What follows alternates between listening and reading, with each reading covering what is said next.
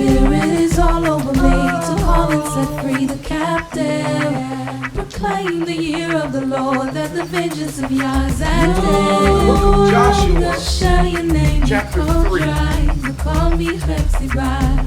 No longer shall your land be desolate. And Joshua rose early in the morning, and they removed from Shittim and came to Jordan, where we are right now.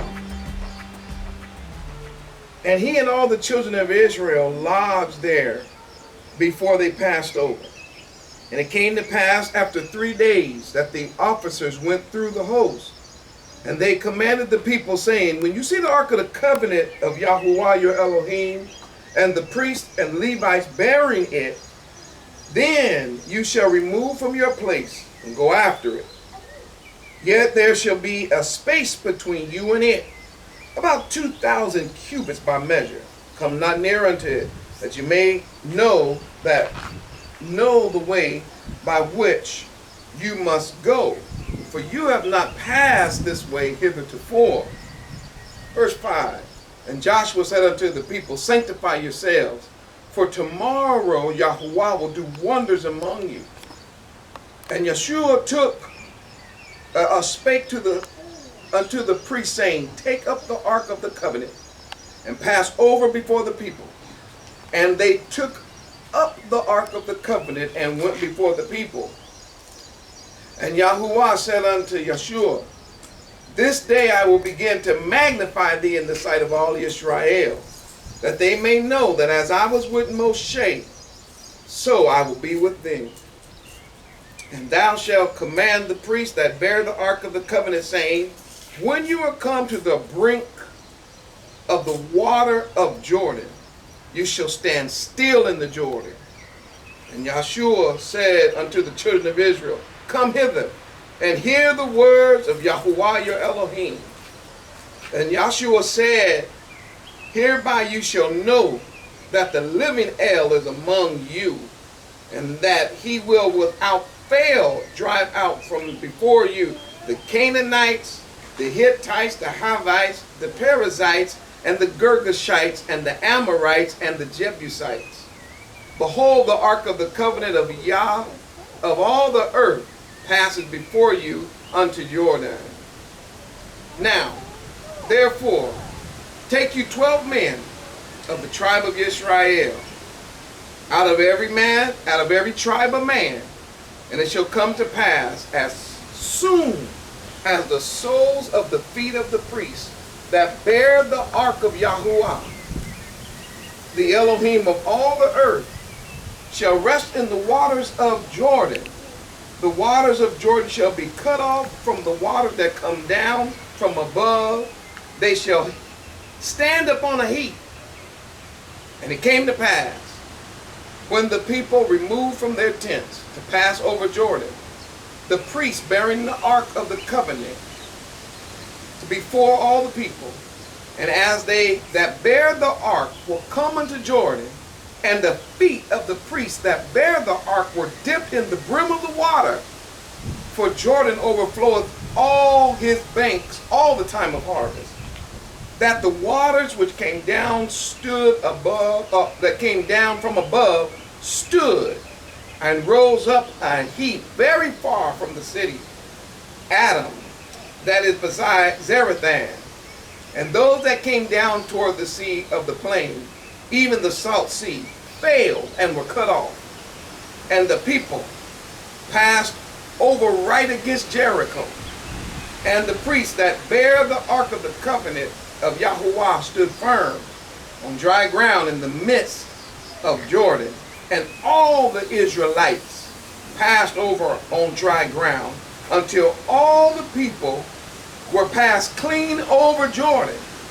And it came to pass, when all the people were clean passed over Jordan, that Yahuwah spake unto Yeshua, saying, take you 12 men out of the people, out of every tribe a man, and command them, saying, take you hence out of the midst of Jordan, out of the place where the priest's feet stood firm, 12 stones, and you shall carry them over with you, and leave them in the lodging place where you shall lodge this night.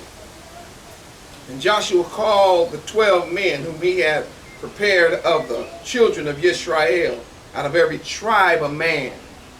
And Joshua said unto them, pass over before the ark of Yahuwah, your Elohim, into the midst of Jordan, and take you up every man of you a stone upon his shoulder, which means a big stone, according to the number of the tribe of the children of Israel, that this may be a sign among you, that when your children ask their fathers in time to come, saying, what mean ye by these stones?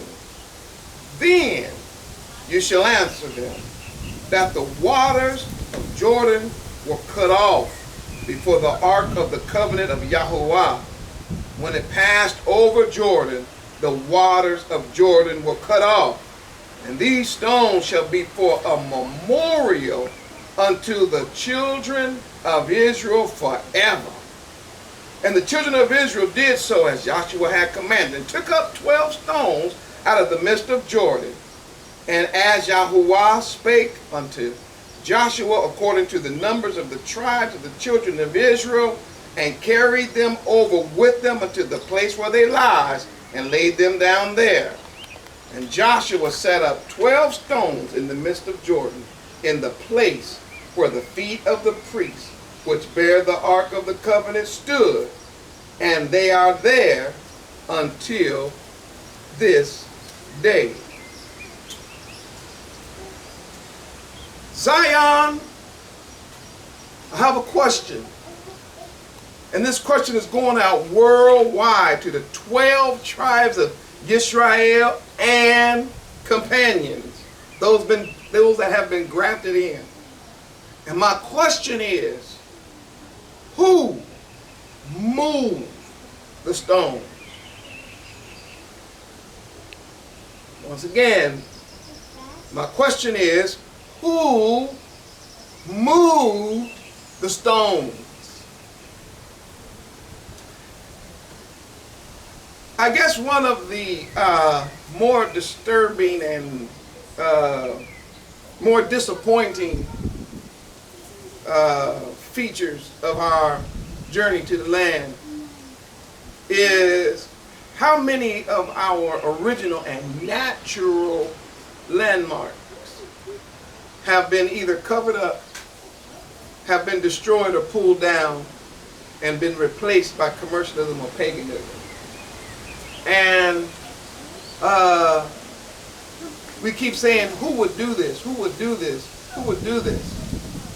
But as we continue to study the scripture, we discover that Yah actually had a design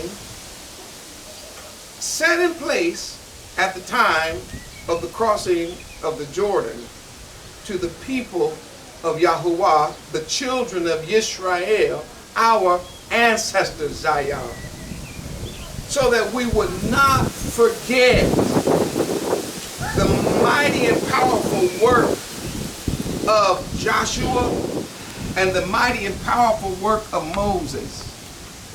We were told when we crossed over to the land that the men were supposed to, each of every tribe, go back into the Jordan where the feet of the priest stood carrying the Ark of the Covenant, which, by the way, you know, the covenant is our Ark of the Covenant. We still have those words with us today in the Holy Manuscript. And he said, go there and get stones, and then bring those stones to the place where you lodge and stack them there. Now that seems like a very strange request, right? Everybody just crossed over, and then you sending men back into the water to go get the stones. And so the men are obedient. They go back into the water, and they find large stones, put them on their shoulder, which represents the weight of what he's doing, by the way. And they carry these stones back to the edge where they're lodging, and they begin to place these huge stones one on top of another. And everybody is pretty much thinking the same thing, like, okay, what's that all about? Why are you doing that? Why are you commanding us to bring these big, huge stones out of the water? And he said, because when your children ask, see, y'all knew that there will be a generation of people who will grow up who had not actually experienced the crossing of the Jordan personally. And it would sort of be like if he didn't do something, they would forget the power and might of Yah. And so therefore, he says, when your children ask about these stones, you will be able to then repeat to them and rehearse in their ears the work of Yah when he stopped the flow of the Jordan River and it heaped and stood up, and the children of Israel, our ancestors, walked across on dry land. So you can imagine that in the beginning, that message was then relayed to the children. And I'm going to tell you, we've been in Israel now for, let's see, we got here almost a week ago. Mm-hmm. And honestly, Jade and Ari have not stopped asking us about everything they see. Why is that here? What is this? Where is that? What is this? What does this mean? What does that mean? And unfortunately, sometimes they're pointing to things that are man-made, and we have to say, well, that don't mean anything. That building right there was built later on. But every now and then, we'll go someplace and they'll say, so what is this place? Like, for instance, here at the Jordan River.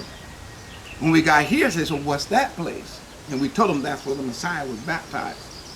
And they said, oh, okay, Yeshua was baptized here. We want to see it. So when they saw it, so you get the point is that children are naturally inquisitive. And so by just setting up these stones, one on top of another, 12 high, it would be like a visual in the camp to where the kids would always be like, okay, every generation. So what are those stones again? That's when Yah did a marvelous work for our people by opening Jordan. Now watch this, Zion. This could have went on for years and years and centuries. Because once they crossed over the Jordan into the promised land, that land was given to Yisrael as a perpetual land forever. That was our ancestors' land. So therefore, those stones would have still been there this very day. Do you understand that? If the Jordan is still here, then those 12 stones stacked next to the Jordan where they crossed would still be there. But somebody moved the stones. Who moved the stone? Who came along later and said, we don't need these stones anymore? Who came by and said, you know what, this big old pile of stones is stupid. It's unnecessary. Who came by and said, we're tired of hearing all these old stories about what our foreparents did back in the day. We want to know what they're doing now. Zion, all I'm trying to say is, at one point or another, the focus got off of the stones. And now, as we've come back to the land of Israel, after having experienced exile from our land,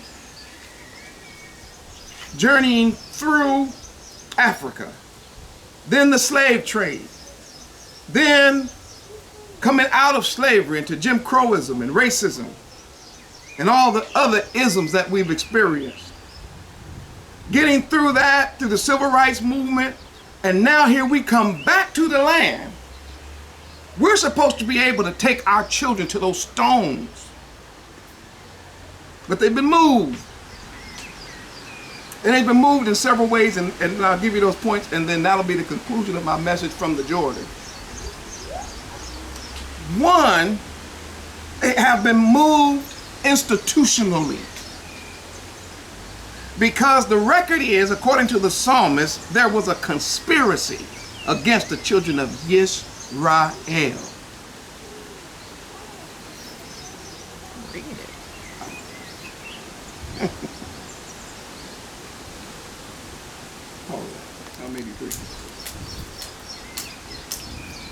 So the stones were removed institutionally, and they were removed on purpose.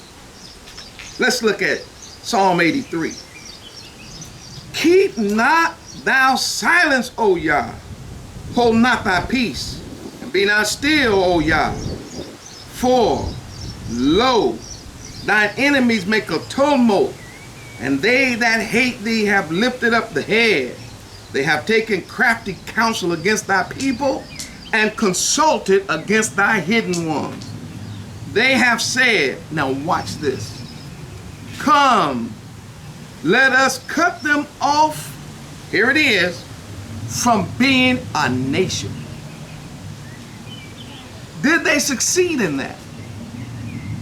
Well, according to what we see now, yes. They came together and said, let's cut them off. Let's stop them from being a nation. How do you stop somebody from being a nation?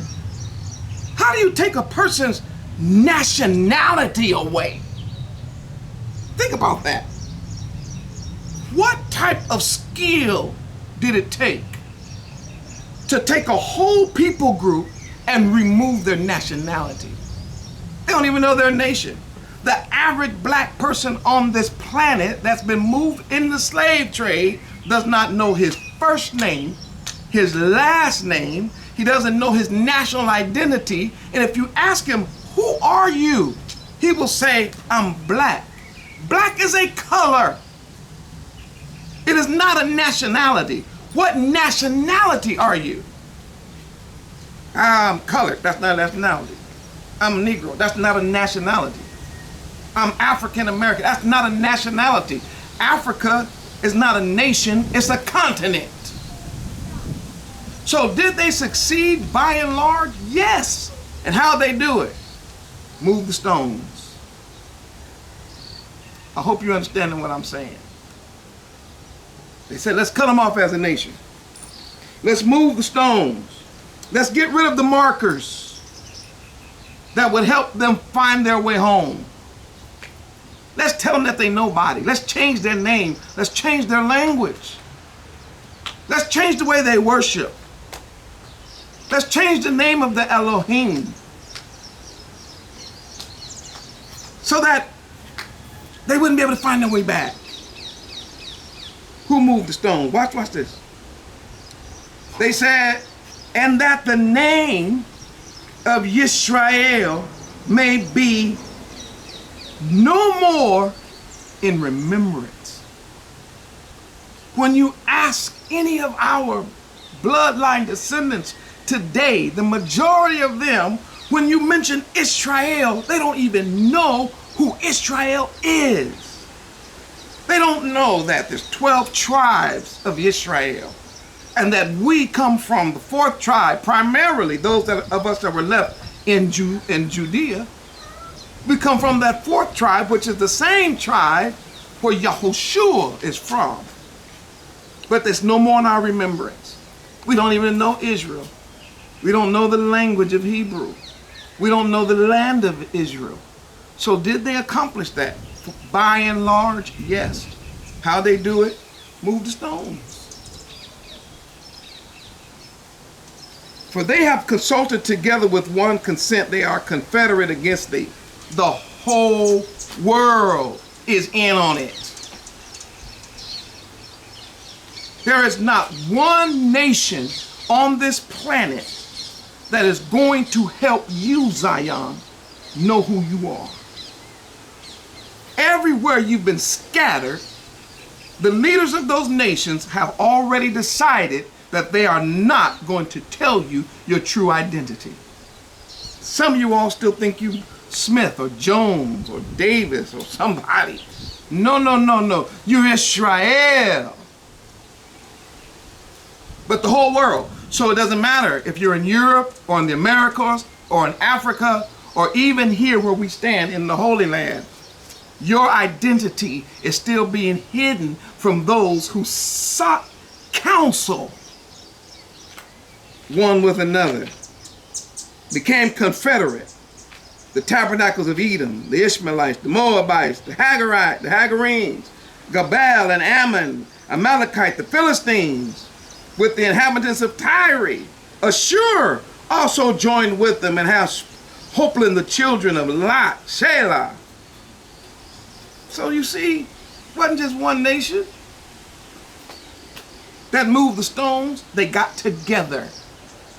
And therefore, when you study your education, you never see it taught. When you go to school, you send your children to public school, it's never taught.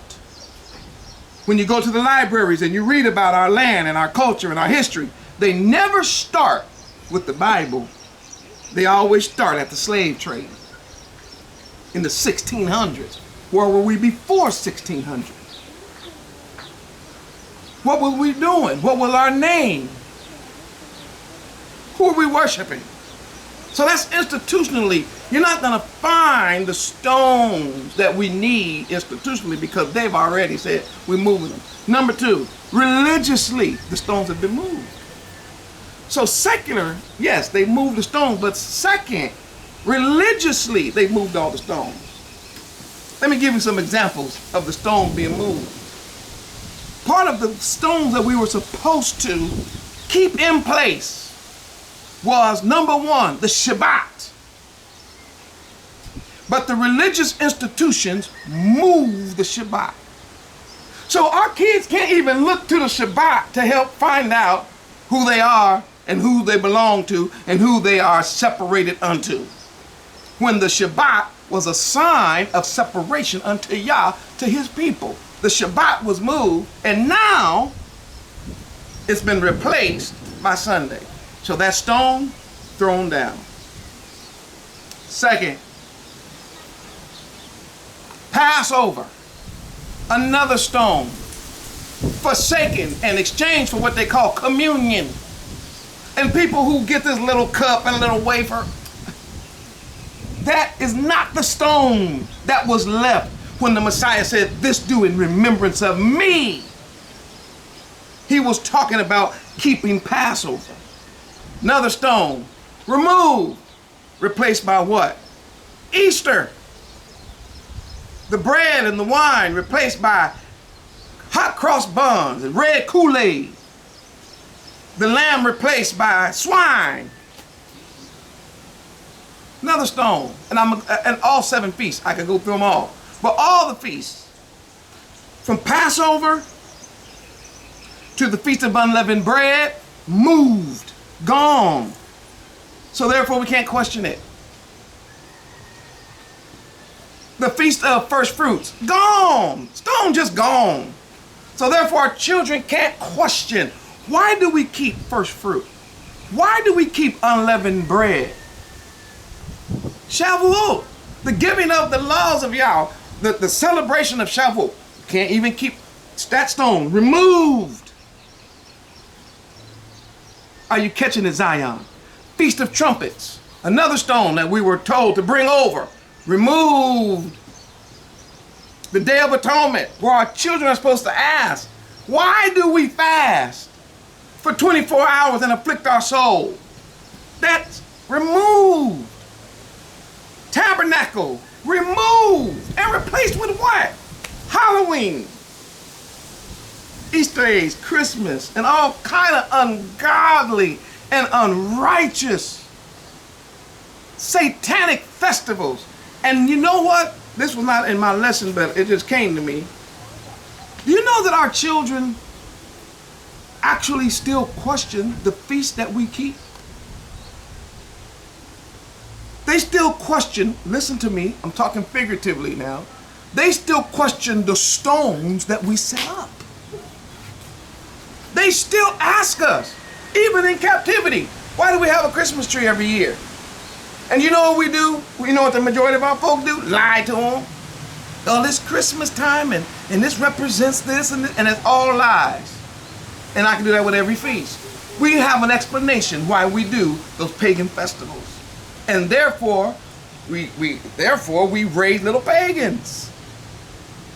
But if we would have had all of the biblical feasts still in place, we would have been raising biblical children.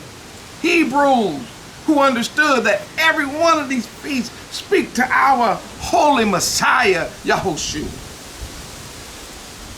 Third, they moved the stone of our food. Believe it or not, we were given a dietary law. And that law was set up because the children would eventually question, how come we eat this and they eat that? How come we can't eat that and but we can't eat this? And it would do what? Give us another opportunity to sit down with the children and explain how they are holy and how they have been set apart by the Most High Yah. Now I'm gonna go on faster than that. I'm gonna go faster, so I've dealt with that. Another thing that's been removed have been the commandments of Yah. Let's start with the Big Ten, what y'all call the 10 Commandments. Who moved them? Who said they're outdated? Who said they no longer matter? Who said we don't have to keep them? Who said they've been done away with? Can you see the parallel? They are supposed to be there, Zion, so that we would know that we are to have no other else before Yahuwah. That we are not to take his name in vain. We are not supposed to have images. Watch this. I mentioned that already, but we're supposed to remember the Shabbat. We're supposed to honor our father and our mother. We're supposed to not kill. We're supposed to not steal. We're supposed to not commit adultery. We're not supposed to bear false witness, nor are we supposed to covet. And when the children ask us, it gives us a chance to go back to the text and rehearse their history. And our answer, because Yahuwah delivered us from Egyptian Pharaoh.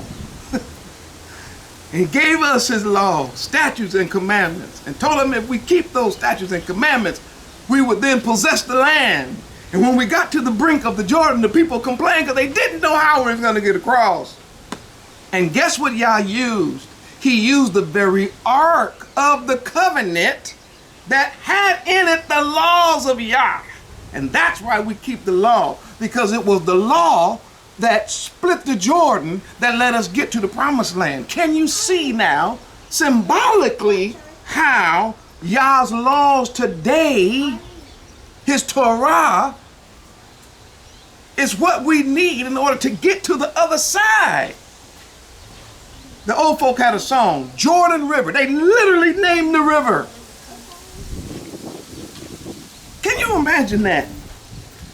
Being separated from the Holy Land at that time around 1,500 years, our foreparents still had in their heart the idea that the Jordan River, they said, Jordan River, I'm bound to cross.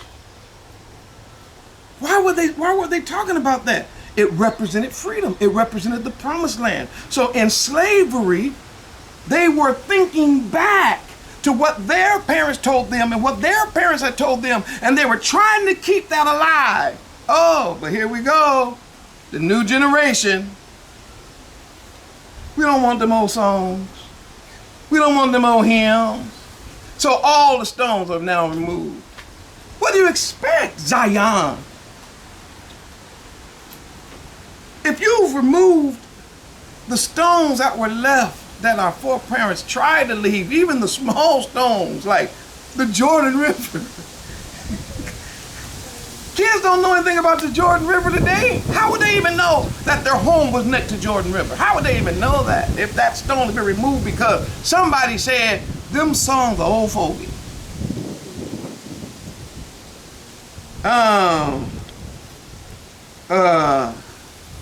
Our deacons used to pray. I know y'all don't know this, but I'm going to try to help Zion worldwide. Here in America, our deacons used to pray. And at the end of the prayer, they would use the word Lord. They would say, now Lord. And everybody say, now Lord. They say, now Lord. When we come to that last mile of the way, and they would begin to talk about laying down their sword. They would talk about labor being no more. But one of the things they would always say, and when we come to the edge of that chilly Jordan, they would say, we pray that you would come so close and lead us safely through. You understand what they were saying, Zion? They were trying to tell us to remember how we got into the promised land in the first place. It was by a miracle of Yah through keeping Torah. Now, what's interesting, I told you, that's 1, 2, 3. Religiously, it's been removed. So we see it institutionally, educationally, we see it religiously.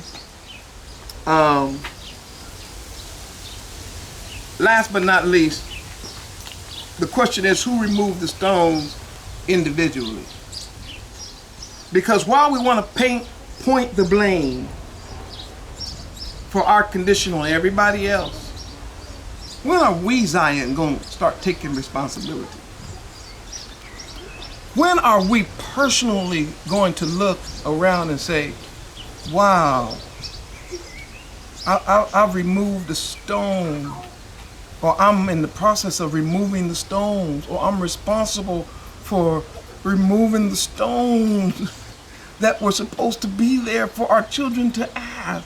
I've replaced Bible study with television. I've replaced the hymns with rap music. I have replaced meditation with I don't know. Zion, all I'm saying is we're changing. But the good news is there's an awakening. Who moved the stones? Everybody. Because the conspiracy is against the children of Yisrael. It's against you and me. But here we are. We're in the upper Jordan. They crossed over in the lower part of the Jordan. But it's still the same Jordan.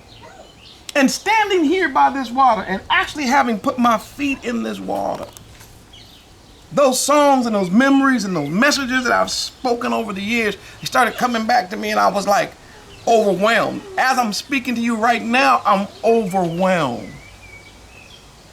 But the truth is, there's some of us who have decided, you know what? The stones might have got moved by institutions. The stones have been moved. All these places that have been set up now, none of them are necessarily significant. Most of them are commercial. But we have decided at the Awakening Remnant Coalition, we're going to put our feet back in the water. We're going to find the stones, and we're going to stack them back up. And we're going to set them as a pillar. And it's going to look weird to everybody else. But when our children ask, why are you wearing the tassels? We remember we were slaves in Egypt, son, daughter. We came out with a mighty hand. We got the commandments. We're to do his way and not ours. That's what these tassels represent. Mama, why we eat a dietary law? 1, y'all love us and want us to be healthy, but 2, set us apart from everybody else. That's why we don't eat with them. We clean. Mom, why we keep the Shabbat? Oh, that's another stone, baby. Let me tell you why. Because the 7th day he rested from all of his labor that he had labored. Mama, why do we have to learn Hebrew? Baby, that's our language. That's our original tongue. This English language we've been given is pagan. It's full of paganism, but we're going back to Hebrew, baby. And we're going to put these stones back up as you wake up, so the next generation can find their way home. Now, is this land as the dirt sits our home? That's where we came from. But our home right now is in the Shamayim. Let these heathens do what they made during the time they've been given. Our home, according to the king, is being made without hands. And one day, according to the revelation, it's coming down. And when that new Jerusalem, when that new Jerusalem comes here and is set down, tell your children this, it'll have stones,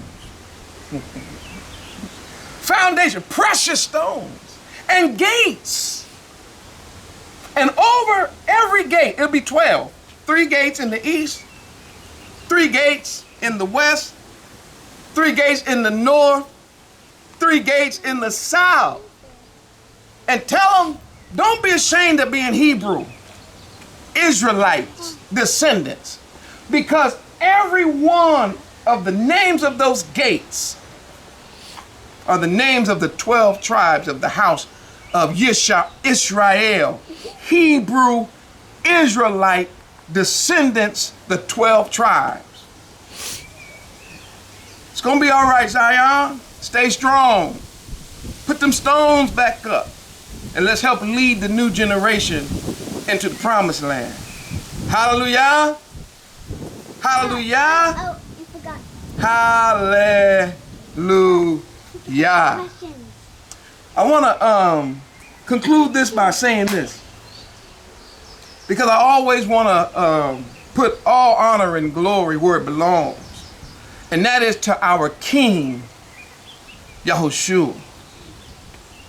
For he had to bear the weight of the nation on his shoulder. And he became the rock of offense and the chief cornerstone. And he is the one who had to cross, watch this, death. Because often Jordan is used as a symbolism of going through death. Our king and our priests and our prophet, he, being the Torah, stepped into death for us. He tasted death for us and made death change it's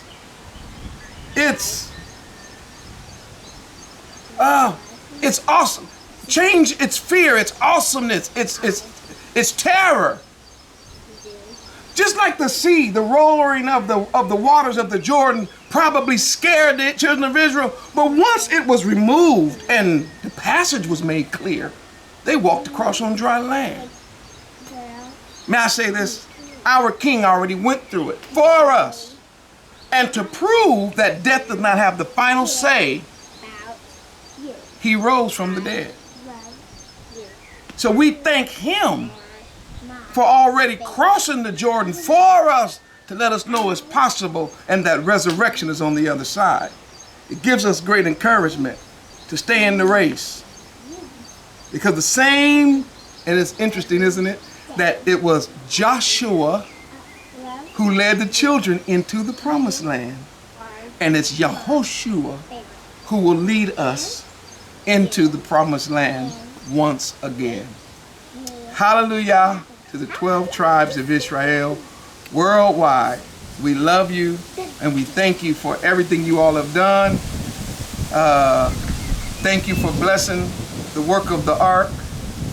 And if you would like to continue to support it, is at www.awakeningremnant.com. Hit the donate button and support the work we're doing here to get this message to the entire world to help wake up Jacob. Hallelujah! Amen. Free the captive, proclaim the year of the Lord, that the vengeance of Yah is active. No longer shall your name be called dry, to call me Hepzibah. No longer shall your land be desolate, Beulah. Move the stone,